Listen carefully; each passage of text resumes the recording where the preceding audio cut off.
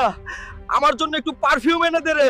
শুনে রাখ হারামি, আজ যদি তুই গোসল না করিস তাহলে আমি এখনই বাবার বাড়ি চলে যাব রে। সখিনা তুই চলে যা রে। তবুও আমি গোসল করব না রে। বাবা যে আমাকে কি লোকের সাথে বিয়ে দিল রে, গোসলের নাম শুনলেই কাঁপে, আর সহ্য হচ্ছে না। এবার দেওয়ানির কাছে গিয়ে কিছু একটা করতেই হবে। দেওয়ানি বাবু, আমাকে একটু সাহায্য করুন। আপনার লোক দুজন আমার সাথে পাঠান, আমার হালকে জোর করে গোসল করাতে হবে। ওর গা থেকে খুব দুর্গন্ধ বের হচ্ছে। গোসল করাতে লোক লাগবে না রে, আমার কাছে একটা বুদ্ধি আছে, মন দিয়ে শোন। দেওয়ানি বাবু, আপনাকে লাখ লাখ ধন্যবাদ রে। হাল্ক ভাই, তাড়াতাড়ি চল, তোর সখিনা গ্রামের পুকুরে পড়ে গেছে রে। তুই এসব কি বলছিস রে?